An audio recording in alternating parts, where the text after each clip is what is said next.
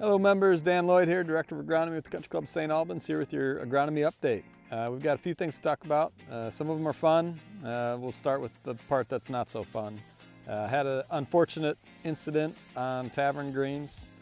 Man, Tavern can just be unlucky sometimes, but we top dressed sand about 2 weeks ago. And when I say top dress, what we do is we put a thin layer of sand over the whole thing, then we brush it, and that's really important.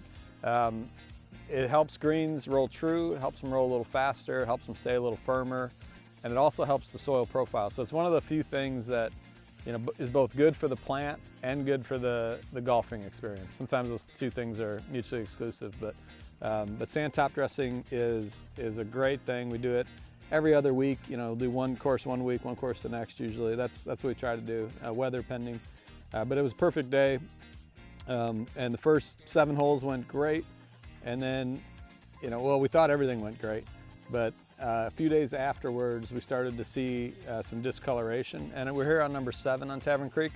A week ago you could see a clear line down the middle where the left side had gotten some pure sand, and that's where he ran out, and then he got another load and dipped into some contaminated sand, which of course we didn't know at the time. But we traced it back to the sand based on some patterns and things. So the right side, it looked pretty yellow.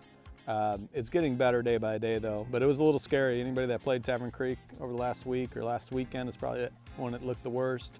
Was probably wondering what was going on. So we traced it back to some contaminated sand.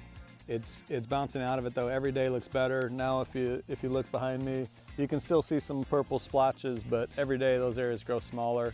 And if you look close, there's still green tissue and new shoots coming up. So within a week or so, I expect full recovery.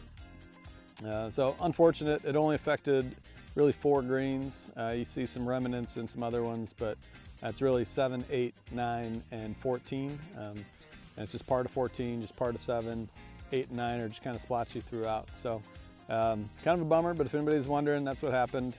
Never would have thought, never heard of anything like this before. I'm sure it had something to do with the flooding, brought who knows what. We're still kind of sampling, trying to figure out what it was, but it seems pretty clear that it was a chemical contaminant, whether it was fuel or chemicals that we use on the golf course or something from upstream. Really don't know at this point, but it was a chemical contaminant, and it injured the grass a little bit, but luckily we're healthy going in, and we're going to rebound from this within the next few days. So next we're going to move locations and talk about something a little more exciting. All right, we're back with a little more exciting topic. We're talking about some new members of the golf course maintenance team. We've got some new robots. So one is moving behind us. It just finished doing the boundary and is now going to do a stripe. So we've got it set up to do a checkerboard pattern mowed every day. The initial cut isn't all that impressive, but after it goes for a few days, you really start to see the lines, and it's a pretty cool look. So some of you might remember we've done this before at this location, but this is going to be a longer range demo. We're going to keep it for the rest of the year, and then maybe if we like it, we'll keep them for longer. But we're actually doing more areas. We've got 4 robots, 2 of that small size and 2 that are larger. So the 2 small ones will get all this putting green area and up around the pro shop and clubhouse, where it's just kind of tough to mow as often as we'd like to mow. So the beauty of these is they're quiet. You really don't know they're there. They're just constantly mowing. They'll mow for 4 hours, then they'll charge for 1, and then just go back at it. Unless we want to shut them down, during certain times of day, which we will for the range, because the other 2 larger robots are going to tag team the driving range. And these ones are really neat. They can actually change heights, so they'll mow the range tees, and then they'll switch height and they'll mow the range body. And that's great because our opportunity to mow that is limited. It's always so busy. Typically we only mow on Monday after all the balls are picked. So this thing will be able to mow with balls and everything. It just kind of pushes the balls out of the way and keeps going. So kind of exciting. Will really help our operation. These are things that just kind of slow us down or don't look as good as we want them to. And it'll allow us to focus our time on some other things. So keep an eye out for some robots. It should be fun.